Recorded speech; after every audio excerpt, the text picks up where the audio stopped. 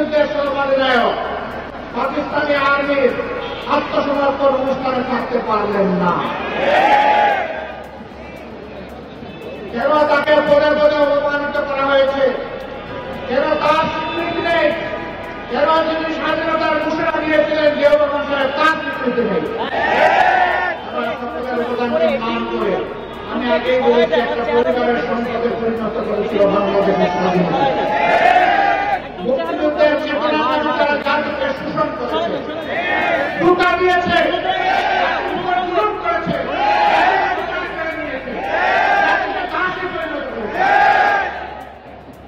বিশেষভাবে অভিনন্দন জানাই। যে লড়াই শুরু হয়েছিল ৭২ সাল থেকে সত্যিকারের স্বাধীনতার সুযোগ ভোগ করার জন্য, জনগণের হাতে স্বাধীনতার সুযোগ তুলে দেওয়ার জন্য, সেই লড়াইয়ের একটা পর্ব সমাপ্ত হয়েছে ২৪-এর ৫ই আগস্ট। এই ২৪-এর লড়াইয়েও জনগণকে নিজ দেশে স্বৈর শাসনের হাতে জীবন দিতে হয়েছে। তারা জনগণের জীবনকে পাত্তাই দেয়। গুলি করেছে মাটি থেকে, গুলি করেছে আকাশ থেকে, গুলি করে জনগণের ভোট ঝাঁঝরা করে দিয়েছে।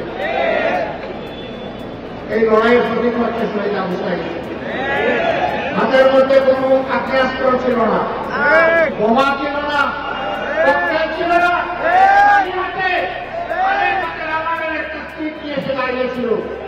সে বলেছিল, বুকের ভিতরে তুমি উদ্ভট, বুক থেকে গুলি কর। সেই জ্বরটা কি ছিল? সেই জ্বর কি একটা তার ছিল? নিশ্চয়ই না। বাংলাদেশের অধিকার কেড়ে নিয়ে, জনগণের অধিকার কেড়ে নিয়ে, জনগণকে যে দাসে পরিণত করা ছিল, সেই ঝড় তার বুকের মধ্যে ছিল।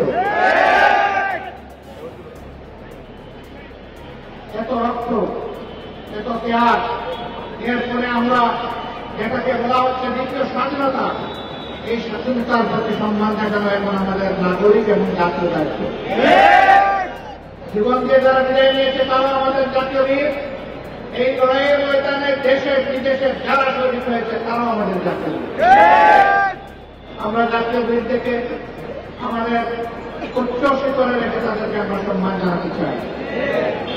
জাতীয় বীরদের অবদান কোন ব্যক্তি, কোন পরিবার, কোন গোষ্ঠী, কোন দলের কোন দৃষ্টির সামনে এটা যেন হারিয়ে না যায়। বাংলাদেশের জনগণকে পাহারা দিতে হবে। পাহারা দিতে পারবেন? 365 দিন, বছরের পর বছর, যুগের পর যুগ, শতাব্দীর পর শতাব্দী আমাদেরকে তৈরি হতে হবে ইনশাআল্লাহ। আজকের এই র্যালি থেকে আমরা জানিয়ে দিতে চাই, বারবার বুকের রক্ত দিয়ে যে জাতির স্বাধীনতা আনতে পারে, সেই জাতির সন্তানেরা আর এই স্বাধীনতা কাউকে আশ্চর্যাই করতে দেবে না ইনশাআল্লাহ। আমরা সবাইকে ধৈর্যের সাথে বাংলাদেশ গঠনে অবদান রাখার জন্য অনুরোধ জানাবো। কাউকে যেন কোনো অস্থিরতা পেয়ে না আসে।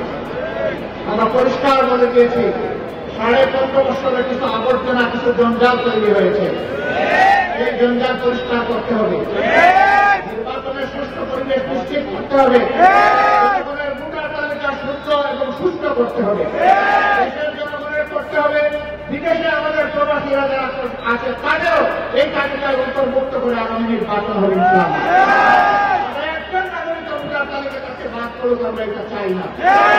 এর জন্য যা করা দরকার সরকারকে তাই করতে হবে। নির্বাচন কমিশনকে সেই উদ্যোগ নিতে হবে। এই উদ্যোগে আমরা কোনো ব্যতিক্রম কোনো শীতলতা আমরা বরদাস্ত করব না।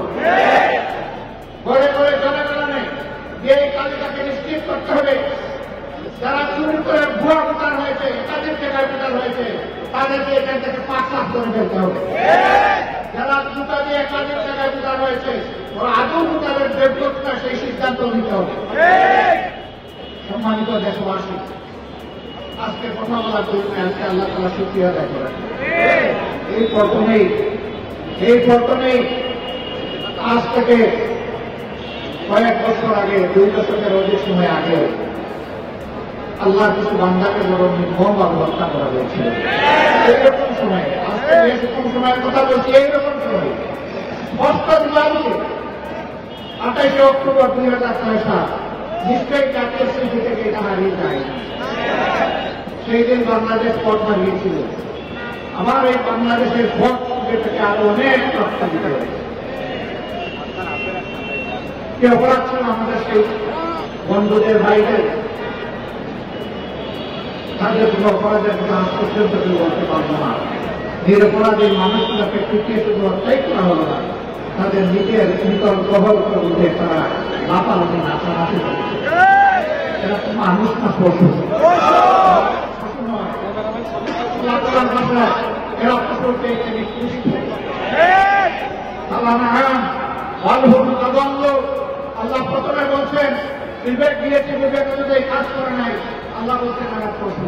আবার আল্লাহ বলতেছেন আমি পশুকে বিবেক দিই নাই, এদেরকে বিবেক দিয়েছিলাম, এরা পশুর মতো কাজ করেছে, অতএব এরা পশু নয়, তার চেয়েও নিকৃষ্ট। একজন আকাশী মাফিয়া মাদারের নির্দেশে সেদিন লগে বইটা নিয়ে তার গুন্ডারা রাস্তায় নেমেছিল। তারাই তার নির্দেশে হত্যা করেছিল।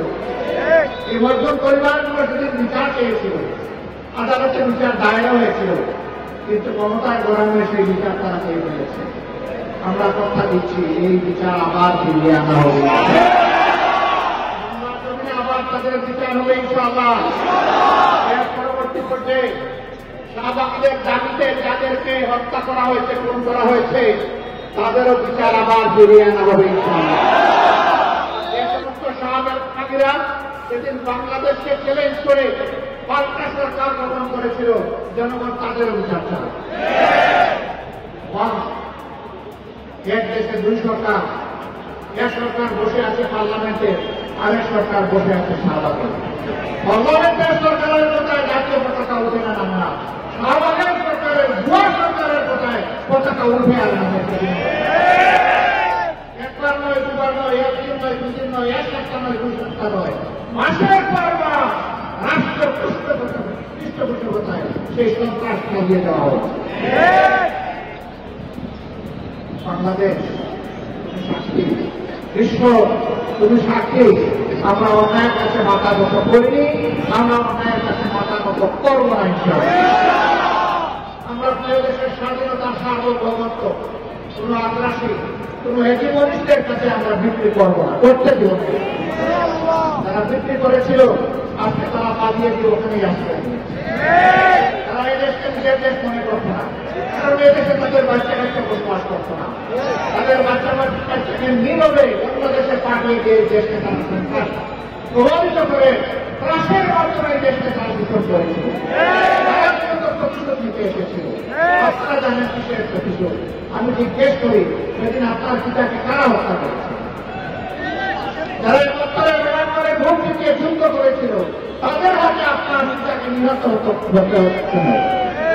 আপনারাই জবাব করছেন এর জন্য দায়ী কারা? কারা সেদিন ব্রেক যারা ছিল, কারা সেদিন নৈক্য সৃষ্টি হওয়া বাংলাদেশকে গোলামীর চুরিতে পরিণত করেছিল? কাদের নেতা বলেছিল দায়িত্বে যাদের দিকে তাকাই তারাও ছিল, বাবার যাদের দিকে তাকাই ওরাও ছিল, সামনে যাদের দিকে তাকাই ওরাও ছিল, পেছনে যাদের দিকে তাকাই ওরাও ছিল। কাদের নেতা বলেছিলেন, কাদেরকে বলেছিলেন উদ্দেশ্য? সেই জবাব আজকে তাদেরকে বুঝতে হবে। তাদের প্রতিশোধ জনগণের উপর নয়, প্রতিশোধ নেন আপনাদের অপকর্ম সংগঠনকারীদের উপর। আশ্চর্য বিষয়, তারা বাংলাদেশটাকে টুকরা টুকরা করে বিভক্ত করে হানাহানি হিংসা রাজত্ব কায়েম করে পালিয়ে গিয়ে এখনো বাংলাদেশকে তারা স্থির থাকতে দেয় না। তারা মাঝে মধ্যে ফোনা করে পুষ্পাস করার চেষ্টা করে। যেই জাতি আপনাদেরকে উচিত শিক্ষা দিয়ে তাড়াতে পেরেছে, সেই জাতি আপনাদের ফোনাও একদম পুরা